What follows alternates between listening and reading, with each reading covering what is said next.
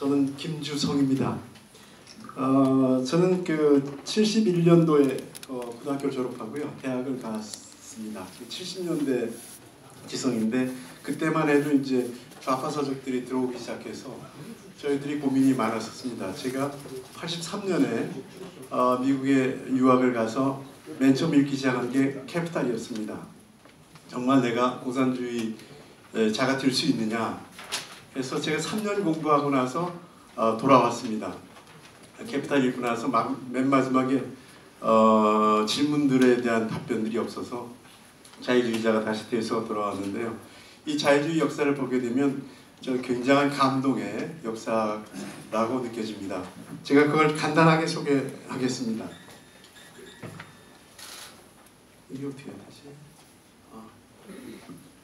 자유주의가 탄생한 것은 16, 17, 18세기에 시작되는데요. 맨 처음에 여기 1640년도에 인디비주얼이라는 말이 처음 생겨납니다. 인디비주얼이라는 말은 아무리 잘라내도 잘라낼 수 없는 맨 마지막의 것.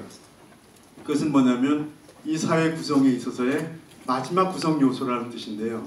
저 말이 탄생하게 됨으로 해서 이 새로운 세계가 열리기 시작합니다.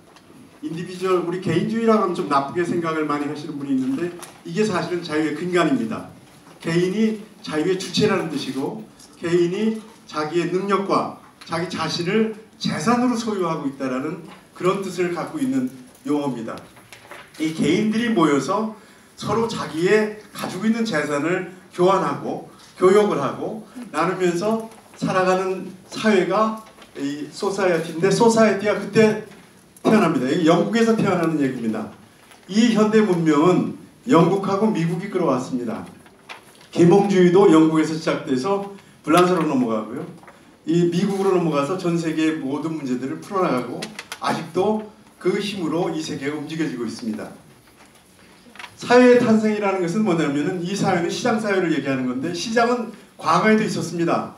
그러나 지금의 시장이 인디비주얼이 태어나고 나서의 시장이라는 것은 뭐냐면은 그 온 세계가 국가의 일부가 아니라 국가와 독립된 국가보다 더 큰 새로운 삶의 양식의 장으로서 사회가 생겨났다는 뜻입니다. 저 사회라는 말은 라틴어로 소시에타스인데요. 그게 예전에는 국가라는 뜻이었습니다. 그러나 이 시대에 와가지고 사회라는 말로 바뀝니다. 그 사회라는 건 국가로부터 독립된 새로운 영역이라는 것으로 바뀝니다. 그래서 여기에서 시작된 자유주의가 이제 그 자유혁명을 일으켜서 영국, 미국, 프랑스로 옮겨지고 프랑스에 가서 나폴레옹 전쟁으로 전 세계의 그 자유주의 국민국가를 펼쳐나가게 됩니다. 이 자유주의가 여기서 태어나가지고 19세기 들어와가지고 산업혁명을 일으키면서 반혁명의 시대를 맞습니다. 이 시대는 반봉건 혁명과 사회주의 혁명의 시대입니다. 그 수많은 혁명의 시대를 거치면서 마지막에 이 자유민주주의가 다시 태어납니다. 자유민주로 태어나서 혁명의 시대를 극복합니다. 20세기 들어와서 제1차 세계대전이 터집니다. 제1차 세계대전은 자유주의 국가하고 황제, 봉건제 국가하고의 싸움입니다. 독일의 빌헬름 1세가 만들어서 독일의 황제 국가하고 오스트레일리안, 헝가리안 황제 제국주의하고 제국하고 오스만 터키 이 나라들하고 영미 프랑스가 합쳐서 싸워가지고 결국은 봉건제를 물리칩니다. 봉건제 국가라는 것은 우리가 알다시피 석기 만년 전에 농업혁명이 일어나서 우리 인류의 모든 삶이 토지에 얽매여 있을 때 태어난 그 가장 대표적인 정치체제가 황제를 모시는 군주제였었습니다. 이 군주제와 태어나서 300년 만에 다 물리친 게 이제 1차 대전입니다. 잘 아시죠? 2차 대전은 파시즘하고 싸웠습니다.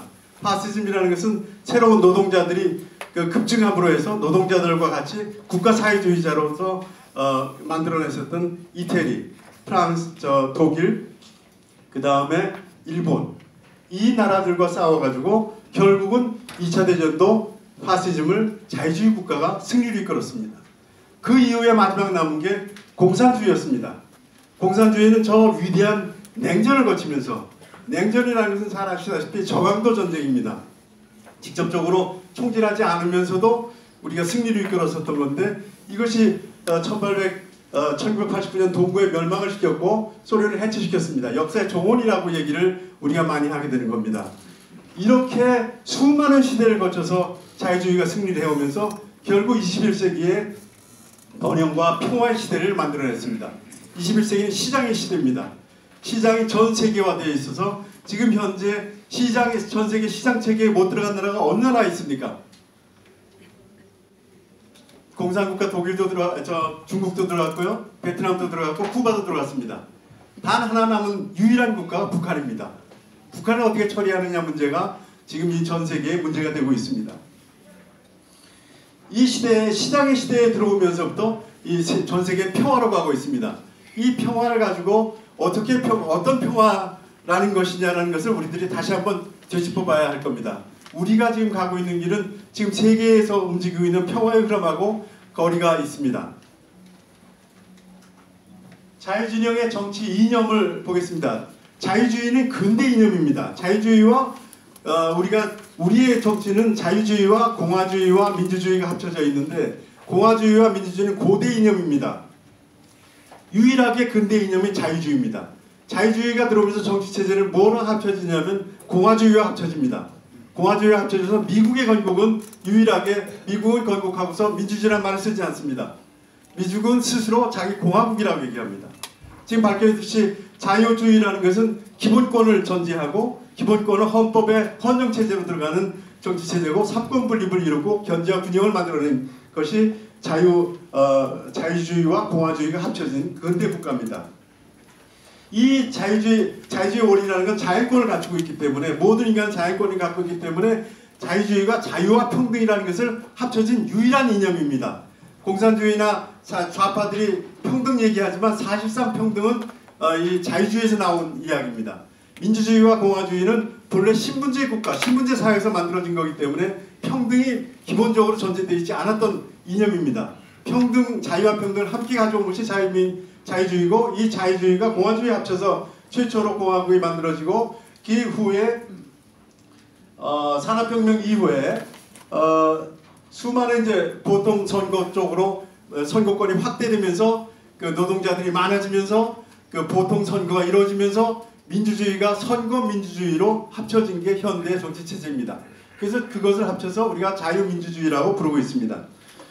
현대 자유민주주의는 지금 문제는 뭐가 되고 있냐면 자유주의와 민주주의가 그동안 합쳐져 왔다가 지금 분리하기 시작하고 있습니다. 특히 한국에서 비자유민주주의로 발전하고 있는 것이 저희들한테 우려를 사고 있습니다.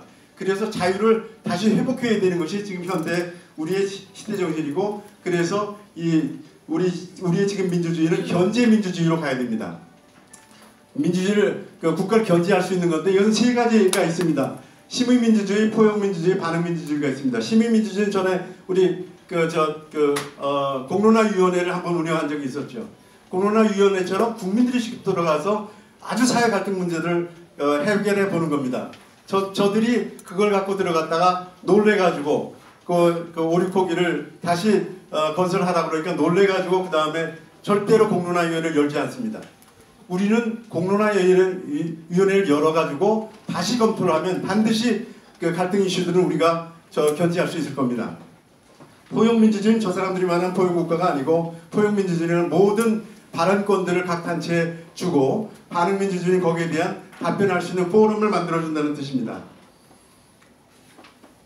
자유주의 정치 철학에는 기본적인 자유와 기본적인 계약의 자유 문제인데 자유주의 우파입니다. 저희들은 자유주의 우파로서 중요한 것이 계약의 자유와 소유의 자유를 기본권에 넣습니다. 좌파들은 그것을 기본권에 넣지 않고 기본적 자유 속에 그것을 타협의 산물로 국가가 제한할 수 있는 그런 룸을 만들어 놓고 있고요. 지금 집권사회주의 우리 집권파들은 이 소유권과 계약의 자유 문제를 굉장히 경시하고 국가가 언제든지 지금 개입하고 있는 건데 이것이 굉장히 위험스럽습니다.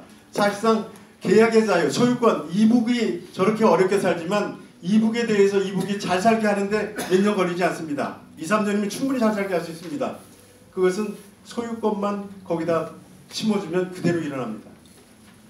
1990년에 이 베트남에서 그동안에 소련제 트럭들이 전부 고장이 나서 서버렸었습니다. 도저히 소련도 망해가지고 부품도 수입이 안 되고요. 그래서 베트남 정부에서 했던 것이 뭐냐면 각 트럭 운전사들한테 소유권을 줬습니다. 그랬더니 아주 기적적으로 트럭들이 움직이기 시작했습니다. 이 사람들이 폐품 다 뜯어다가 고치기 시작해가지고 움직이기 시작하는 거 보면은 소유권이라는 건 이렇게 기적적입니다. 계약의 자유와 소유권이 얼마나 소중한 건지는 여기서 알고 저쪽에다가 수백억, 수조 원을 북한에 투자해도 저 체제로서는 이북 동포가 잘 살 리가 없습니다.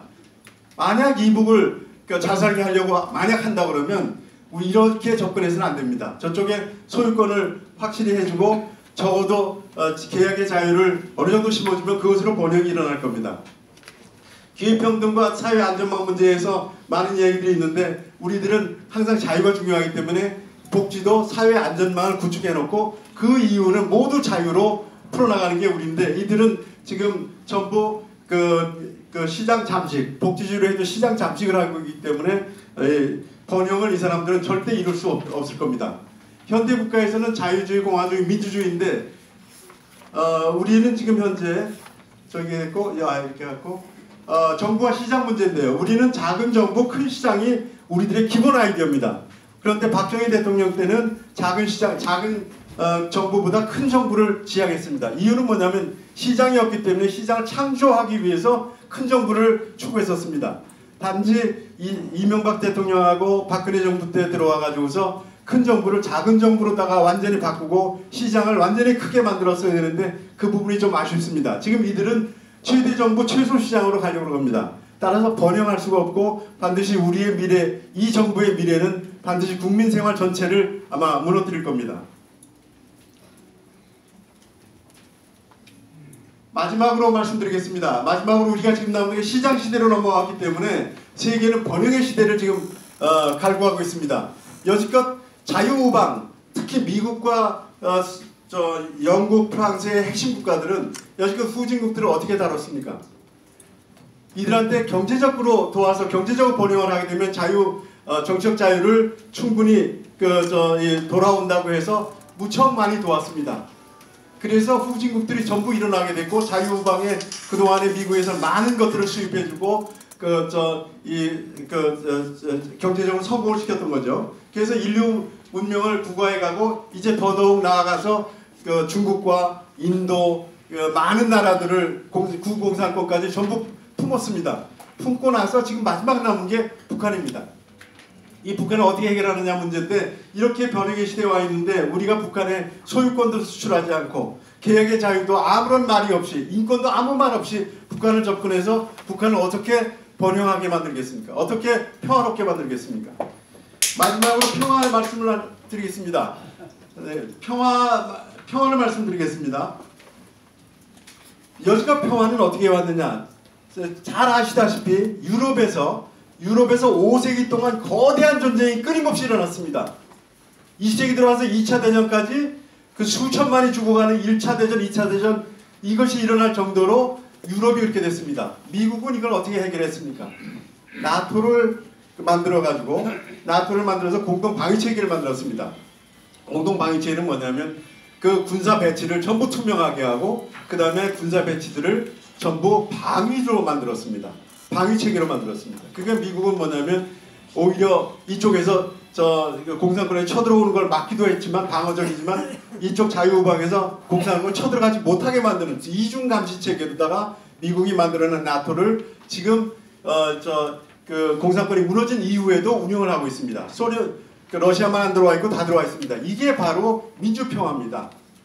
동양에도 지금 필요로 하는 것이 미국이 원하는 것은 한반도와 일본과 저쪽 오스트레일리아, 호주, 이쪽 뉴질랜드 이쪽하고 미국하고 해서 공동 방위 체계를 만들었을 때 가장 평화롭다는 것이 미국의 아이디어입니다. 이것이 바로 민주평화인데 지금 우리는 어디로 가고 있습니까? 미국을 떠나서 북한하고 우리가 공동 방위 체계를 가질 수 있습니까? 우리가 공동 방위 체계를 북한하고 중공하고 만들 수 있겠느냐? 그래서 평화라는 말이 지금 세계를 움직이고 있는 평화 시대의 평화의 개념에 어긋나는 쪽으로 지금 가고 있기 때문에 오히려 우리 이 정권이 추구하는 평화는 평화가 아니고 오히려 불안정하게 만들어가고 있지 않나 하는 생각이 듭니다. 저희들은 여기에서 지금 현대 문명이 어디서 올라와서 어디로 가고 있느냐면 영미에서 출발해가지고 지금 미국은 아직도 1차 산업혁명을 영국에서 만들었지 않습니까? 2차 산업혁명, 3차 산업혁명, 4차 산업혁명을 미국이 주도하고 있습니다. 번영의 세계로 만들어나는 것은 미국입니다. 미국을 중심으로 개편되고 모든 것이 통합되는 이 문명의 방향을 거꾸로 간다는 것은 말이 안 된다고 생각이 듭니다. 우리들은 이 자유를 중심으로 이 세계에 움직여지는 세계가 흘러가는 이 방향에서 우리가 한 발 놓치게 되면은 우리는 아마 큰일 날 거라고 생각이 듭니다. 반드시 우리가 지켜나가셔야 된다고 생각하고 그렇게 하십시다. 감사합니다. 해서 마치겠습니다.